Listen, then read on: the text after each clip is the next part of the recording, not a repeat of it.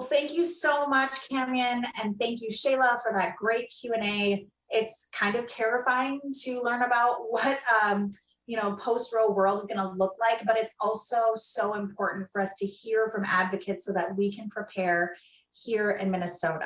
And so right now we're going to actually talk with some legislators who are the chairs of the Reproductive Freedom Caucus in the Minnesota Legislature about what preparation looks like, what advocacy looks like, how we build that inside-outside game.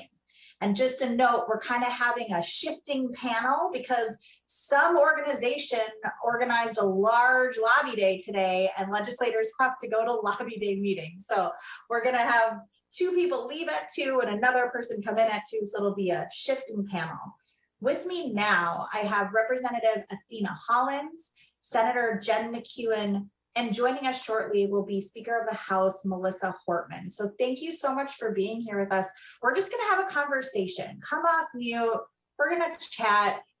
Take a question if you want to, don't take a question if you don't want to, but I'll give you, Representative Hollins, just a minute or 2 to introduce yourself and say hi.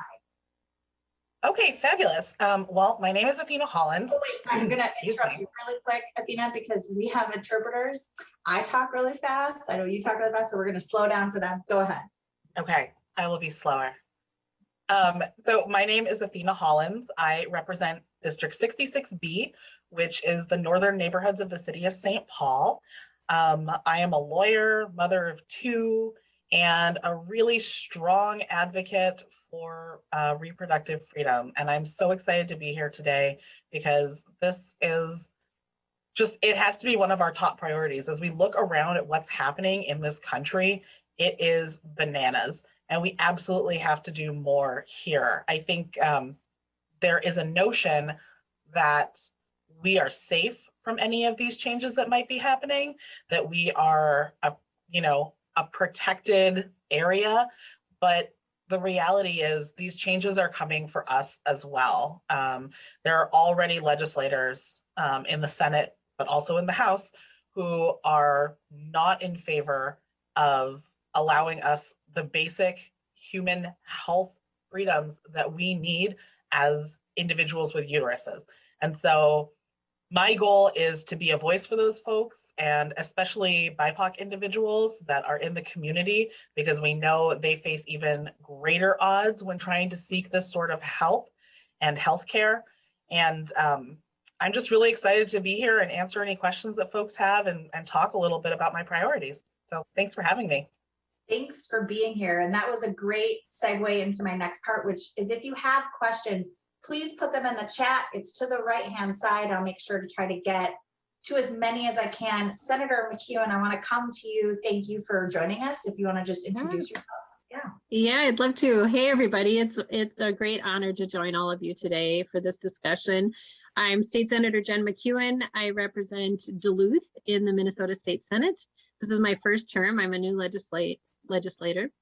And yeah, I was really knew running for office that reproductive freedom was going to be tops for me in terms of priorities. And so as soon as I came into the state Senate, I started talking with colleagues, and we're all recognizing the need, along with advocates, to really step up the game, not just because of Roe, which is scary, and all of the changes that we're seeing happening right now are really scary, but also because we were tired of playing defense all the time, frankly.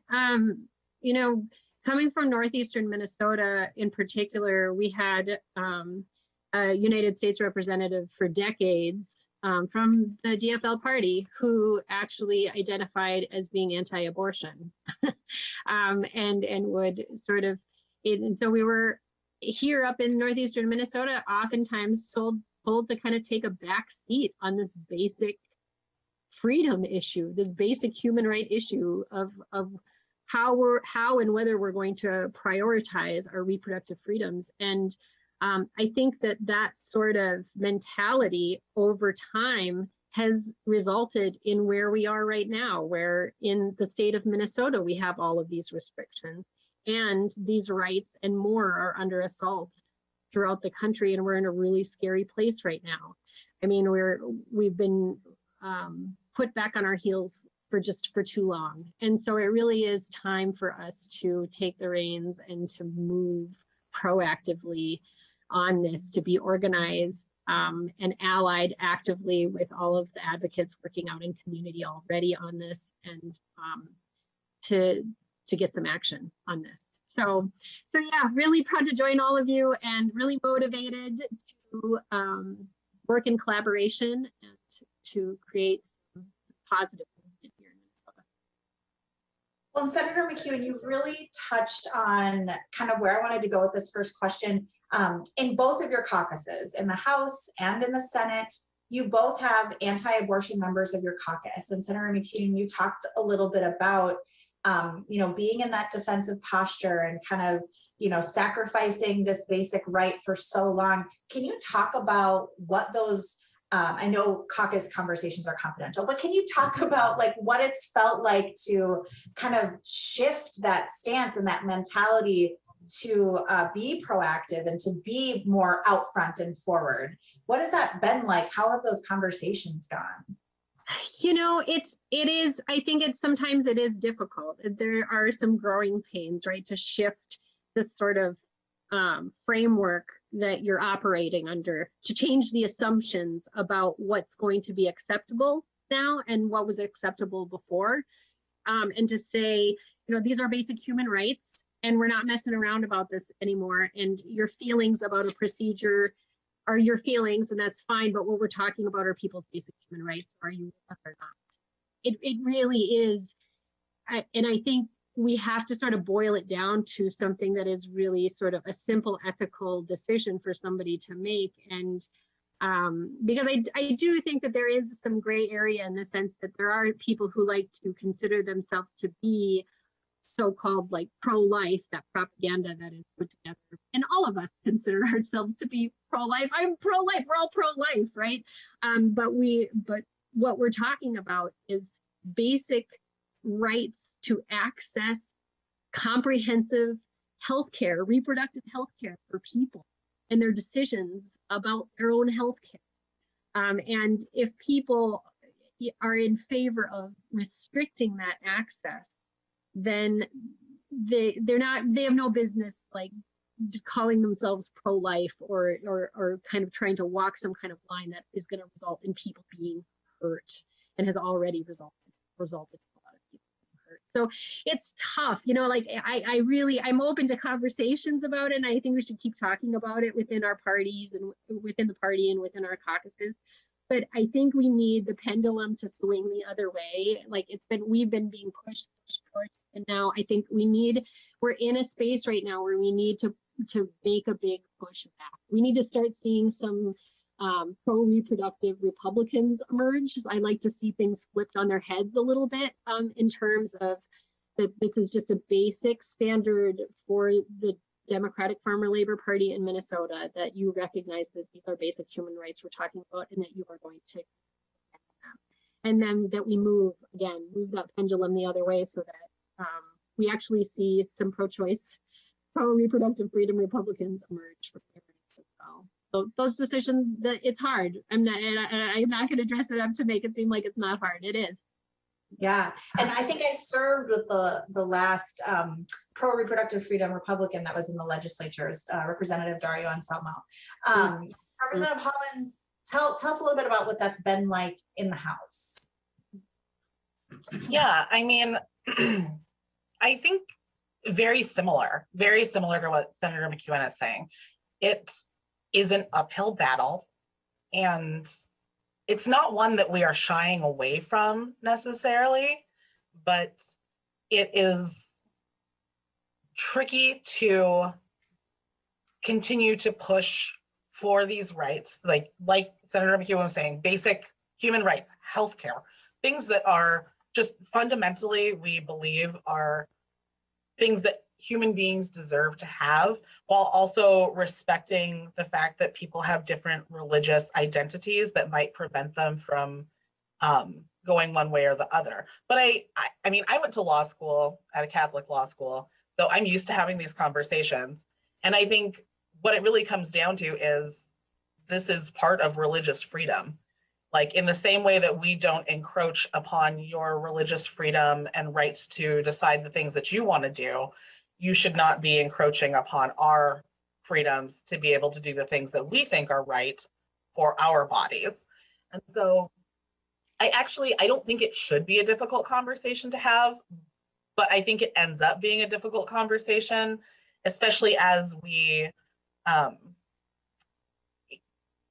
because we're in Minnesota and we're Minnesota nice, and we don't directly have that conversation. We kind of work our way around it. But the reality is the choices that people are making about their bodies and their health care and what they need for themselves to remain healthy is very personal and very individualized. And I think we recognize that on a lot of other levels. Many other pieces of legislation that recognize that fundamental right. And we just need to push it a little bit further to get to, reproductive freedom, abortion care, et cetera. Yeah, I think you're 100% correct, right? Our laws do often honor agency and autonomy, except when it comes to abortion care, right? And I think we all acknowledge that individual people, individual legislators have feelings and opinions about abortion, and that's good and fine. What's not good and fine is then making those opinions the laws for everybody. And I think what had been frustrating about conversations previously at the legislature was all of a sudden the conversation became, what do you believe? Well, what do you believe? And it was never about how can the laws allow what other people believe to be their decision-making process. And, I am wondering, with the creation of the Reproductive Freedom Caucus, we talk about more than just abortion. Representative Hollins, I know you're part of the Black Maternal Health Caucus as well. Do you want to talk a little bit about how the creation of the Reproductive Freedom Caucus has helped expand this conversation about, the entire principles of the reproductive justice conversation, not just abortion? Sure. I think that this conversation has been framed primarily by abortion. But the reality is, part of the reason why it is framed that way is because having a child is actually kind of dangerous in some circumstances, and especially for Black and Brown women. We know that that Black women are significantly more likely to die in childbirth, to have the child die in childbirth, to experience a whole range of worse outcomes in almost every aspect of reproductive health.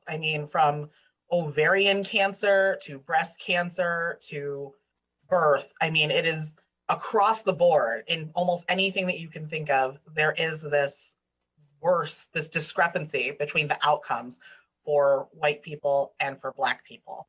And so a lot of what we are focusing on in the Black Maternal Health Caucus is, what does reproductive health look like when a Black woman gets to choose how their reproductive health works? And that really, it encompasses so many things, right? We talk about doulas, we talk about practitioners that are the same race as someone. We talk about making sure that old standards, there are so many stereotypes and horrific stereotypes that are still being taught in some medical schools and some nursing schools. I have a cousin who went to nursing school, and she is Black, and she was in Alabama, and she was taught that Black people have higher tolerance for pain. Oh. And she's younger than I am. She just went to nursing school. So this is still actively being taught and misrepresented in our communities and especially our medical profession. And so, for the Black Maternal Caucus, this really goes beyond abortion, and it goes to every aspect of not just being pregnant and birthing a child, but also everything else that happens with your body and your reproductive organs, because we just have terrible, terrible outcomes, and it absolutely has to change. So I'm really excited that we get to focus on that a little bit, because those disparities have existed for decades, probably centuries, if we had data that went back that far. And it's absolutely time that we proactively address it. Well, and as a Black woman who's about to give birth, I'm very, very thankful for the work that you're doing. I want to welcome Speaker Melissa Hortman into this Zoom room. Melissa, we're so excited to have you. Or Speaker Hortman, we're so excited to have you. Just feel free to come off mute and introduce yourself, and take a few minutes to just say hi to the room. Sure, it's such a pleasure to be here. You have fantastic guests from the legislature. Good to see my House colleague, Representative Athena Hollins, and my Senate colleague, Senator Jen McEwen. My name's Melissa Hortman. I serve as the Speaker of the Minnesota House of Representatives, but I also serve as the state representative for portions of Brooklyn Park and Coon Rapids. Awesome. And we were just talking about, before you came in, kind of shifting this dynamic of being on the defensive, or kind of treating abortion as if it was kind of a throwaway issue, to having it being really central to the work that's happening, and making sure that people know that we're no longer going to be sacrificed. That's all happened while you're in leadership. Can you talk a little bit about how that's shifted? I mean, since we served together, I know that's a shift. You want to talk about how that's going? Well, I think since I first got elected in 2004, there's been really a progression on the issue of abortion. People used to really hesitate to talk about abortion, and now we very straightforwardly and in an upfront way talk about abortion as healthcare, and that it is critical healthcare for people that we need to protect, and we need to protect our right to have access to this as one of many healthcare options. I want to accommodate your switch of ASL interpreters at this point.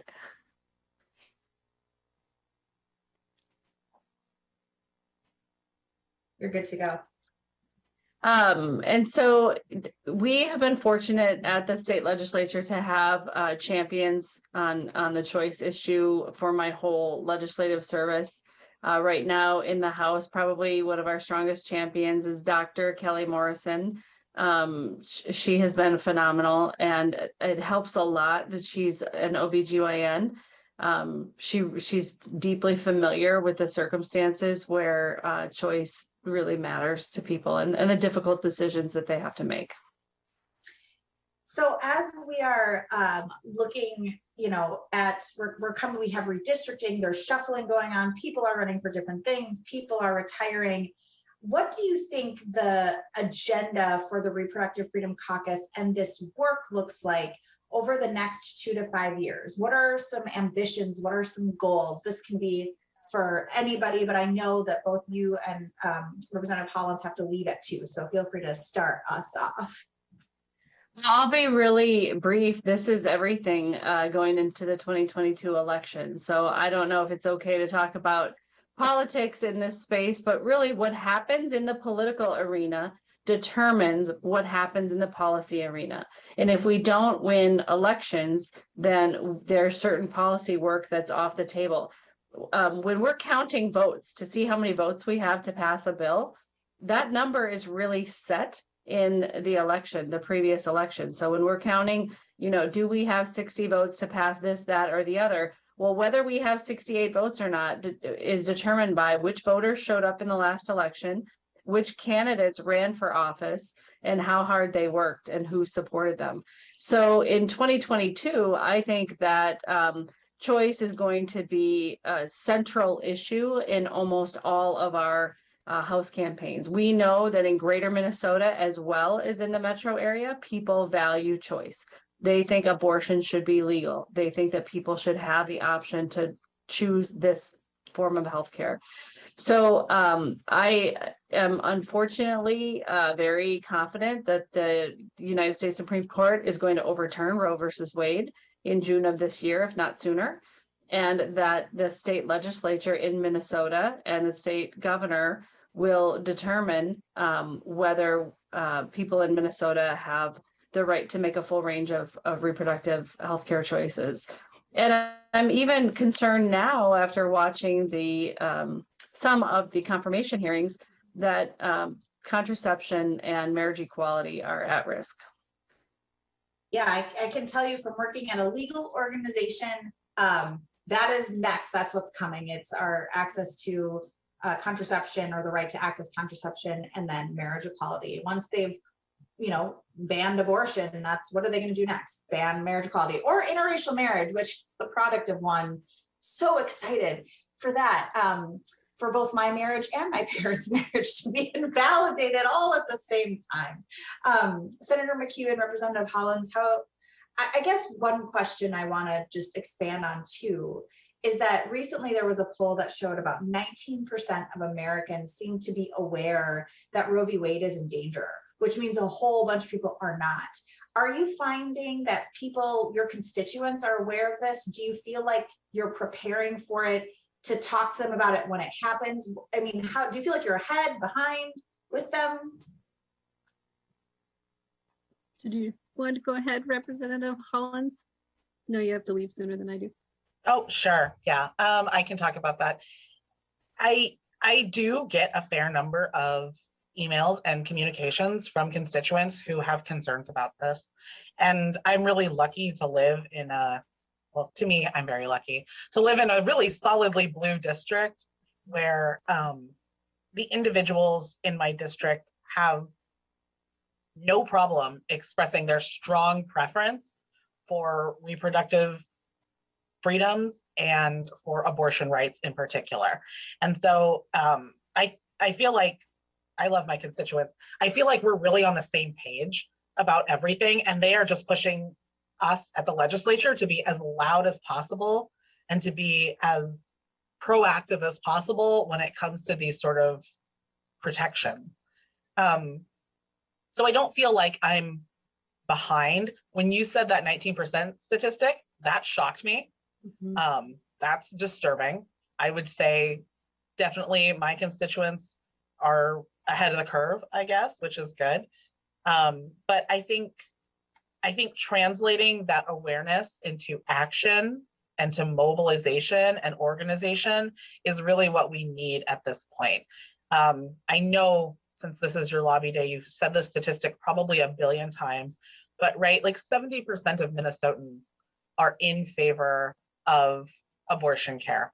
And the reality is that is not represented by our elected officials very well.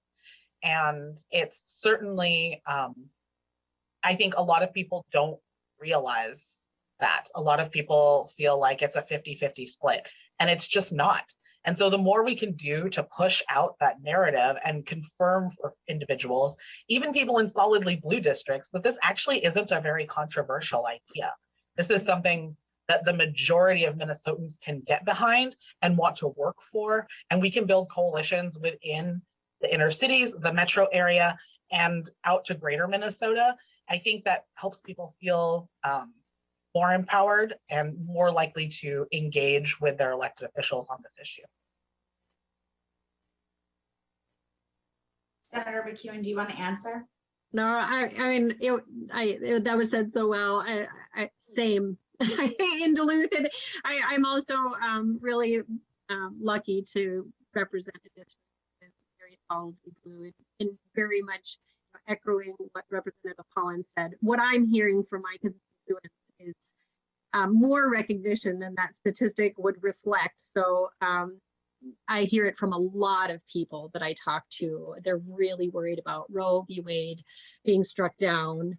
They're really wanting their elected officials, all of us, to be loud about this and to be very fiercely protective of their rights and all of our rights in Minnesota. So I'm getting a lot of encouragement from constituents to fight this fight and to be very proud about it and to be really out front in this. That's good to hear. I want to welcome another senator into our space, Senator Lindsay Port, one of the chairs of the Reproductive Freedom Caucus. Lindsay, take a minute to introduce yourself, say hi. Hi, everyone. It's really nice to be here with you. I am Lindsay Port. I'm the senator for District 56, which is Burnsville, Savage, and part of Lakeville. As Erin said, I'm one of the chairs, the co-chairs of the Reproductive Freedom Caucus, and just really thrilled to be here with you guys to talk about these important issues. And, you know, I know we're all in a time when we're feeling the weight of reproductive freedom and what that means for ourselves, for our communities. And it's really nice to be here with a group of people who are prioritizing this as an issue that we need to focus on. So thank you for spending part of your day with us too. Thank you so much. So I want to just give the floor to Speaker Portman before she has to leave. If there's any closing remarks or any just anything you want to share with us before you have to go to your very busy schedule. Well, I guess fortunately we're having negotiations with the Senate and the governor on moving some things forward. So I shouldn't apologize for having to go to work on that. It's better than the brick wall we had been getting for about 5 weeks. So there's a tiny little crack in the brick wall. I'm gonna see if I can make some progress on frontline worker pay sooner rather than later here. And I feel very comfortable tagging out and tagging Senator Port and Senator McEwen. And I know that Representative Hollins has to leave as well, but I would say that at the legislature, what we do is not always just smart policy. It's what we have a coalition to fight for, to fight alongside us to make happen. And so we need you. There always has to be an inside the Capitol game and an outside of the Capitol game. And it doesn't work unless they are both strong. So thank you for being part of our team. And please keep in touch through this session, and let's go out there and do good policy work and good political work together. Thank you so much. And Representative Hollins, I'm going to give you just a minute to close out too, and then you have to go to your legislative lobby meetings. So go ahead. I thank you so much. I just wanted to say thank you for having me here. You know, these are not problems that we are going to solve in one day. These rights have been being chipped away at for the past, 40, 50 years. And so it's going to take time for us to build that coalition and for us to, come together and really take a stand. But I do feel like it's now, the time is now, and there's urgency. There's tremendous urgency, and we absolutely owe it to all Minnesotans to be working on this as if this is on our doorstep and as if it is about to come busting through and making its way into our homes, into our bedroom, frankly. So I would just really second what the speaker was saying. And in my mind, the engagement of everyday individuals with their elected officials is so important. And when I was at the Reproductive Freedom rally that was held earlier this year, I was talking to just some regular folks, and they had no idea that their legislators were pro-life. And I said, sure are. And they said, well, I didn't know that. And I'm like, well, you have to reach out to them and you have to tell them this is important to me. Because if they don't hear from you, if we all just make assumptions, we're all going to be stuck in the exact same place. And then something's going to happen and we're going to be like, what just happened here? Like we're going to have our rights stripped away. And so I hate to put it on other people because it really should be up to the elected officials, but they're only there because you voted for them. That is where their power comes from. And so you absolutely have the right to take that power away, and you have the right to demand the things that you want and need for your own health and safety. And I hope that everybody who is listening to this feels empowered to do so. So thank you so much for having me. Yeah, go meet your constituents. So Senator Port, I want to come to you, and then I want to go to Senator McEwen. When you all created the Reproductive Freedom Caucus, you had some really powerful remarks at the announcement that talked about how this was in part a response to the amazing organizing work that exists outside the Capitol. And I think it's so important for advocates to hear that, because sometimes it can feel like we're all over here doing this thing, you're all in here doing this thing, and we're not having an impact. But it really felt like you were honoring the fact that we are. Can you just speak to that a little bit?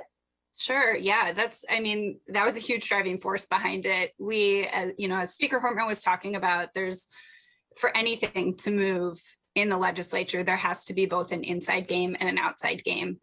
And for too long, the inside sort of game and strategy around reproductive care has been, well, we have it, right? So it's fine. We can just relax. We don't have to do too much. We just have to block some really horrible stuff, but nothing's going to change and everything's fine. And that sort of outside work that was happening through the last multiple decades knew that that is not the case.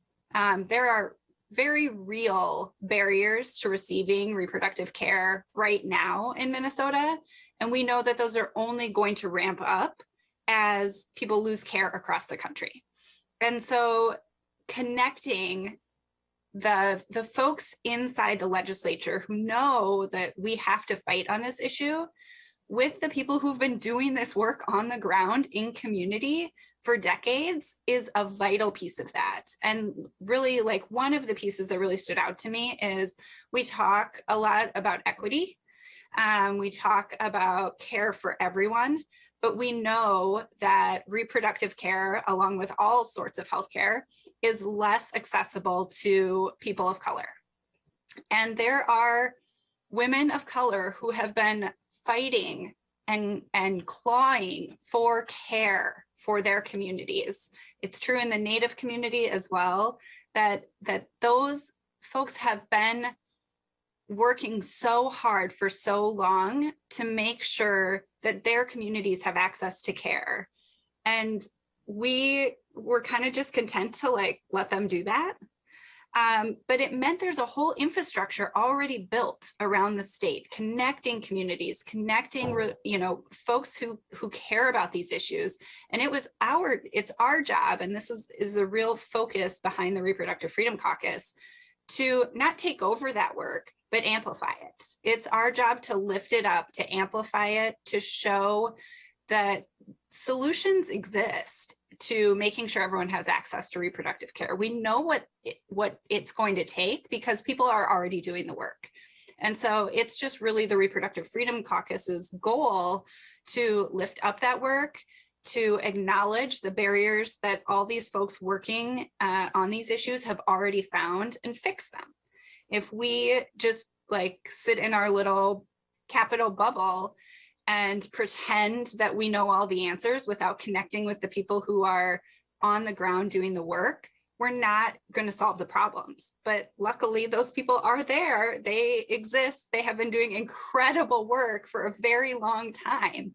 And we get the absolute benefit of the knowledge that they have. And now we get to lift it up and amplify it with really great legislation that we get to fight for. But it's really about amplifying. That is our job as the Reproductive Freedom Caucus. Thank you. That we are here and we are ready to work with you, and we're excited about it. This question is for both of you. Feel free, whichever one wants to take it first. What is the largest challenge the caucus faces, or challenges? You don't have to pick one. I can't imagine it's just one challenge and that's it. But what are some of the challenges y'all face? Oh, and I do want to give a heads up. At 2:10, they're going to switch interpreters. So pause to let us do that switch. Go ahead. Oh gosh. That's a really interesting question, Erin, because I feel like right now we have so much fire in our bellies to do great work. Senator Port said that so well, just our motivation to bring the work that is already being done and has already been done into the Capitol and into the forum of the legislature, and to see that work realized and translated into policy and law.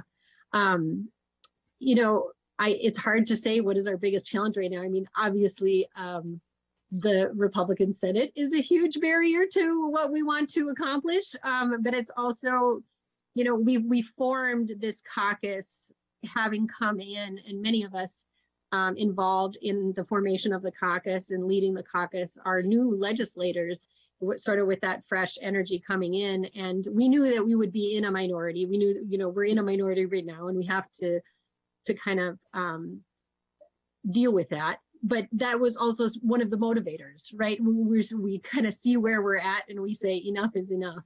We got to get some action happening here at the Capitol. And so that was that is probably the biggest obstacle to us realizing the things we want to realize right now, but it's also a motivator.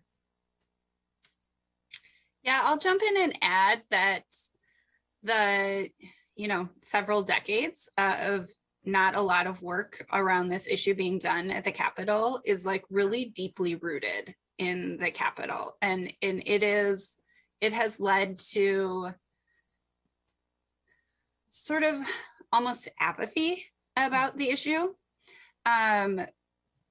That like everything's fine. It's not that big of a deal. We're protected here.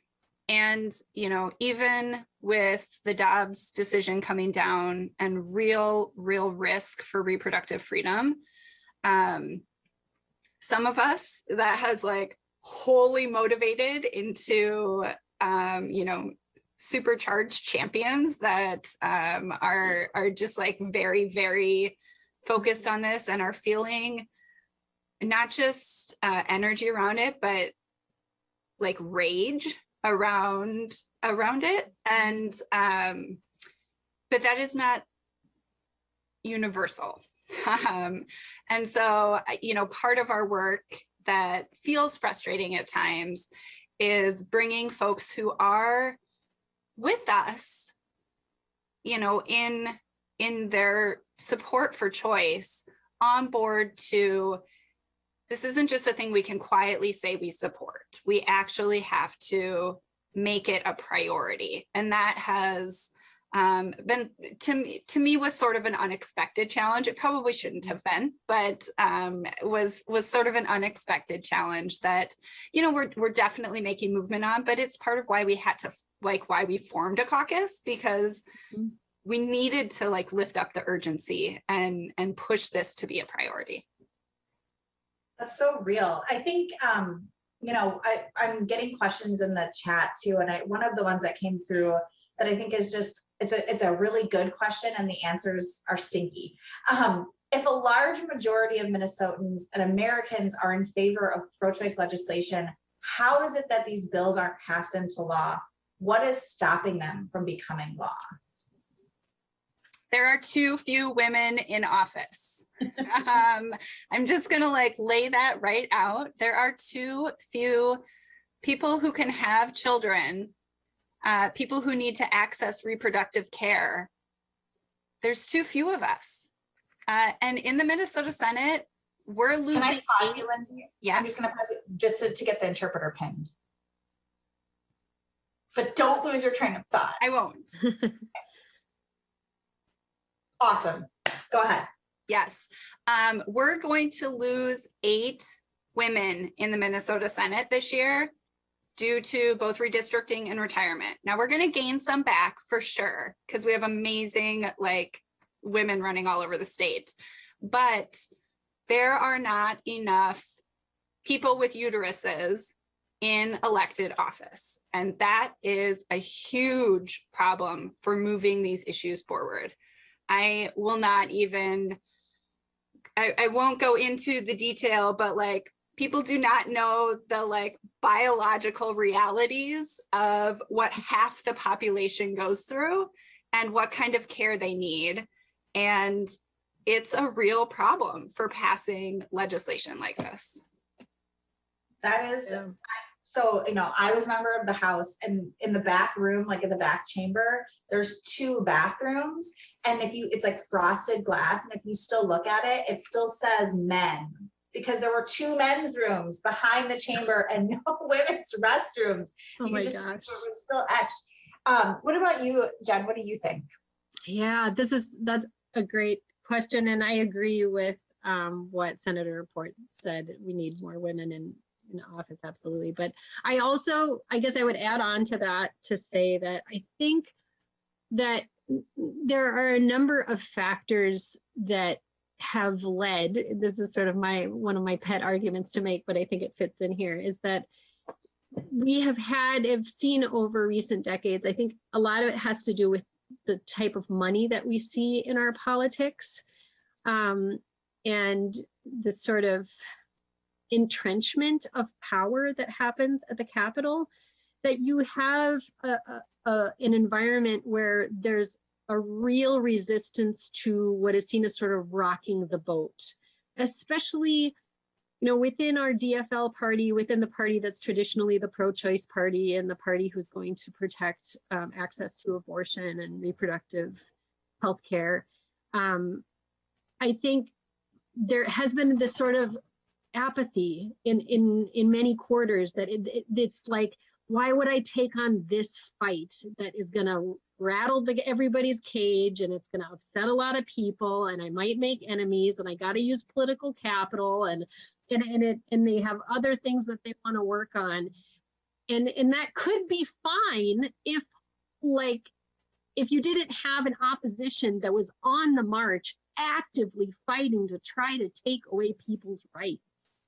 So it's almost like this disjoint of approach where we have an extreme right wing that over the past decade, of course, we have seen even go further and further, more extreme, and has been ascendant and on the march going after people's rights. And we've had sort of a complacent power structure within the Democratic Party of just sort of trying to hold the line in a more passive way. And obviously, at the end of the day, you can see where that's not going to work. Like we also need to have a strong fight and a push back against that kind of question. And so I do think it speaks to just sort of the political atmosphere that we see sometimes at the Capitol in terms of where people's priorities are, what they're willing to use their political capital for, what they're willing to fight for and put their careers and their work on the line for. And unfortunately, in past decades, up until pretty recently, we just haven't seen enough political leadership that is really willing to lay it down on the line and say, yeah, we're going to fight for this. This is not about playing it safe. We're going to really fight for this. Yeah, I always think it's an interesting tactic to have 70% of Minnesotans be with you and then be really diminutive about it. No, and to have a third of Minnesotans be with you and be so out there about it. I mean, it's really, like you said, mismatched. Right. And we see this in other issue areas too. With healthcare, we see this. With campaign finance reform, we see this. With common sense gun safety measures, we see this. There is, across our political spectrum in many areas right now, we do see this disjoint where the political power dynamic is and what it's willing to do and move and what the people are actually acting.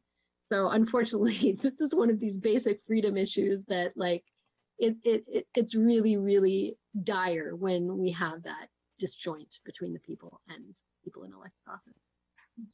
I want to just touch on an issue that you both have been really, really outspoken champions for trans and LGBT rights. And we're seeing attempts to roll back trans and LGBT rights in states. And it is actually mirroring the anti-abortion movement just later, right? So criminalizing providing the care, criminalizing people who access the care, don't talk about it in school, don't say gay. All of these things are very reminiscent of the anti-abortion movement. And I was wondering if you could talk a little bit about, now that we know the playbook is the same, what are the efforts we can take now to avoid having trans affirming care or LGBTQ rights end up where abortion rights has gone if we know the playbook? Can you just talk a little bit about that? Yeah, I'll say like one big piece is we learned that this like apathy idea that like, oh, well, we can like just protect the basic right and everything will be fine, it'll go away, didn't work. So let's not repeat that. Like we can't wait 30 years and keep making trans kids see these bills coming in front of legislatures and seeing the harm that even hearing these bills does to kids. We have to not wait 20, 30 years to like really take this on. I hope that's a lesson that we're learning. That's one piece of it for me. But the other thing I think is we have to put protections into law.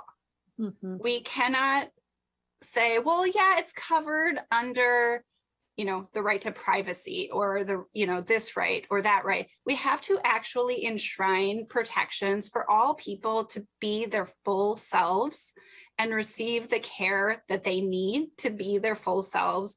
We have to put that into law because we know when we don't do that, it gets chipped away at under sometimes seemingly benign attacks and other times really outright attacks.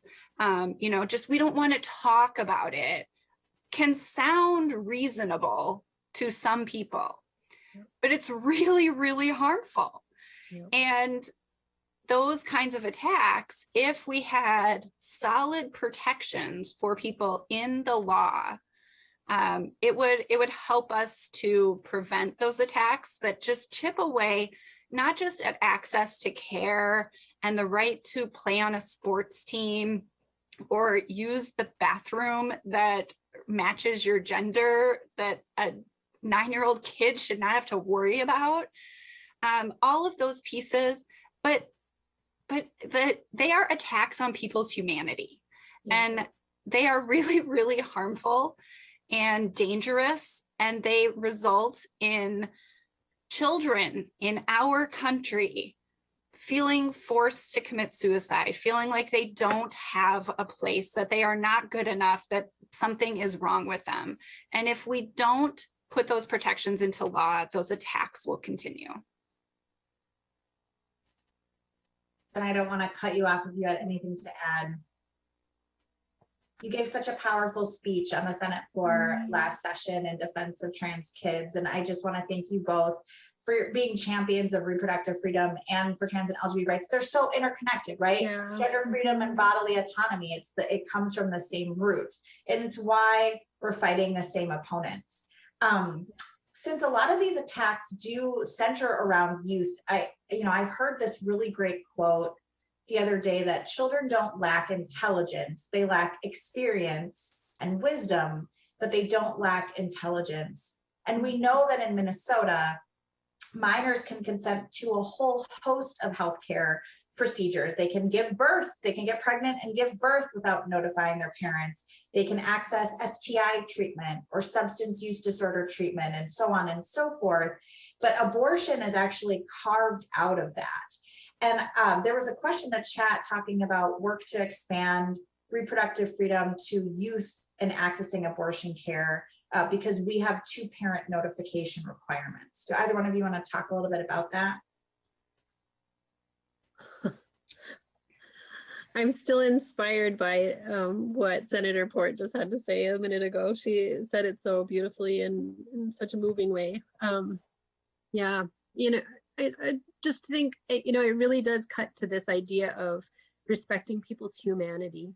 That like last kind of take away of that, and also that kids know, they understand. Like if you're a young person who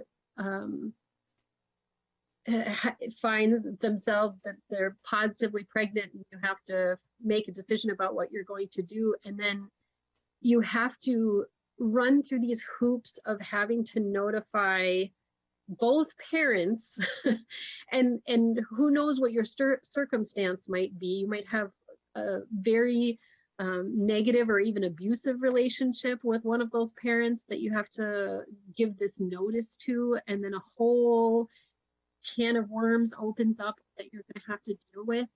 I mean, it's just tremendously oppressive, and it really undercuts humanity for those young people having to deal with that kind of just restriction against their decision making, their basic decision making about their bodies and about their future and about how they want to proceed. It's just, it's all connected, like you said, Erin. And I want to say with the minor consent or notification requirements in Minnesota, it's about control. It's not about what's best for the minor, because if the minor cannot notify both of their parents for whatever reason, they can't find one is not around, whatever the reason, they have to go in front of a judge, and that judge can decide if they are mature enough to have an abortion. So like, think about that for a minute, because if that judge, who doesn't know you, who you're in front of for 5 minutes, decides you are not mature enough to have an abortion, he's deciding you are mature enough to have a child. Like, that is the alternative. So this is not about, we want to make sure people are protected, we want to make sure they have the support around them.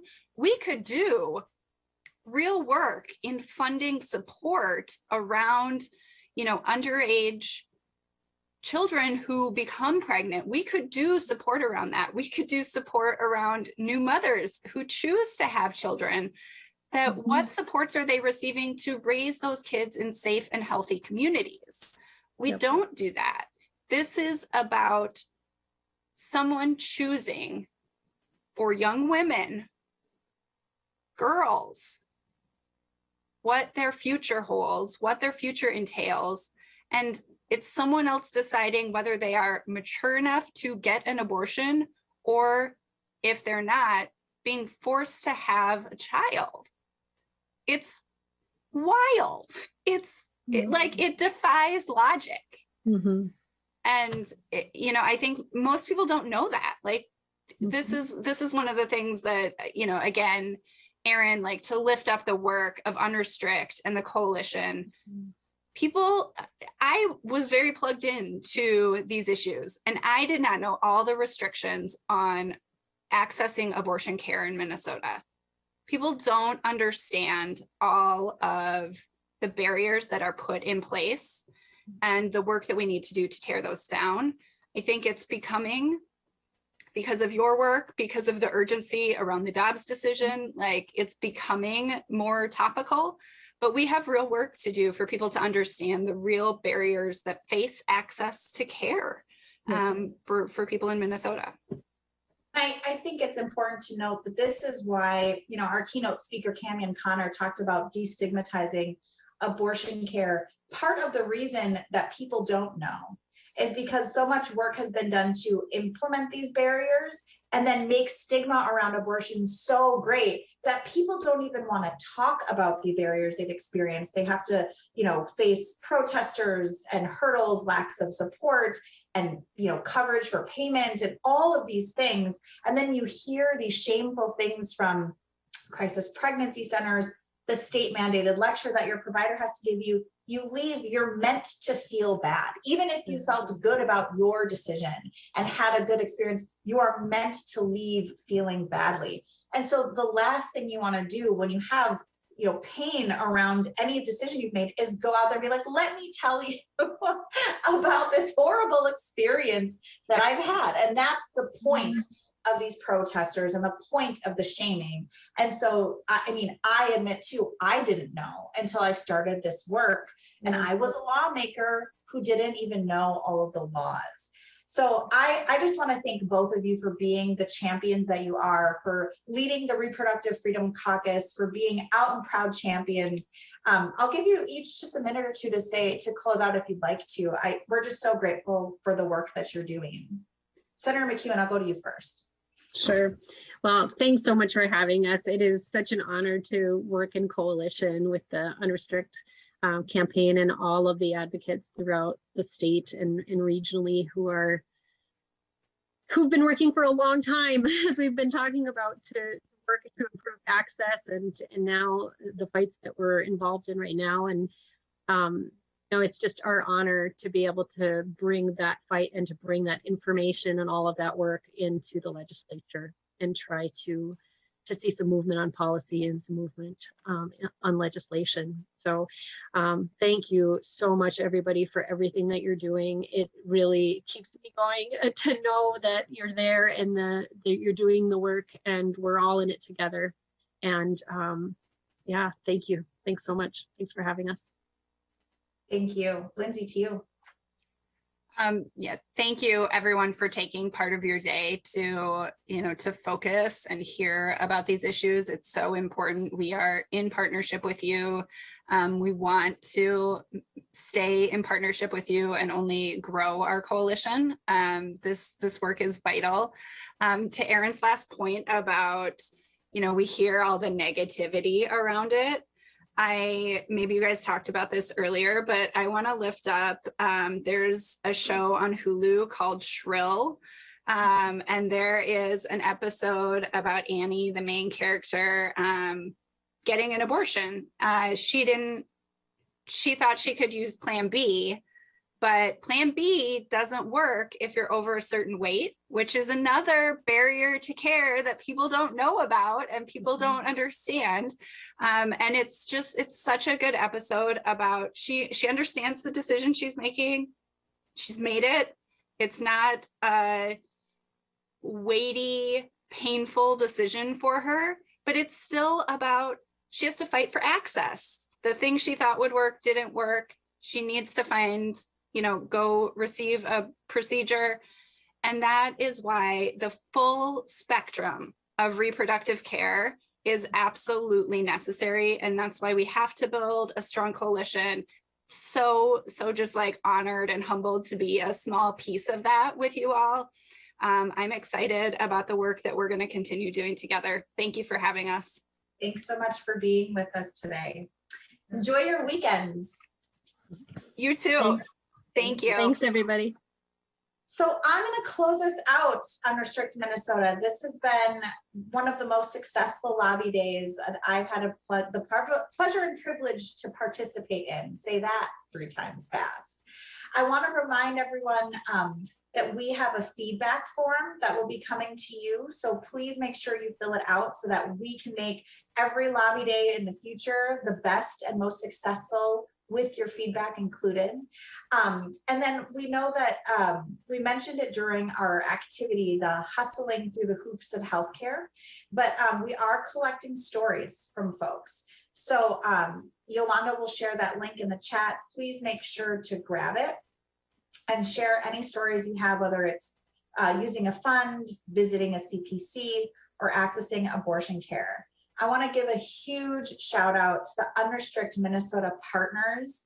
They're on a carousel at the bottom of the main page that you can check out. We are almost 30 members strong, which is just amazing. And I especially want to give a shout out to Pro-Choice Minnesota, Our Justice, and Gender Justice, who are the 3 lead organizations who chair the leadership team for Unrestrict Minnesota. I cannot be more thrilled about this work that we are doing. We are actually moving the needle here in Minnesota. The work to protect and expand and destigmatize access to abortion care and all reproductive health care is happening, and it's happening because of you. If you need any more information about the work we're doing, how we're doing it, how you can get more involved, go to unrestrictmn.org. So from all of us here at Unrestrict Minnesota, thank you so much. Please enjoy your weekends, and we will see you soon. Have a good day, everybody.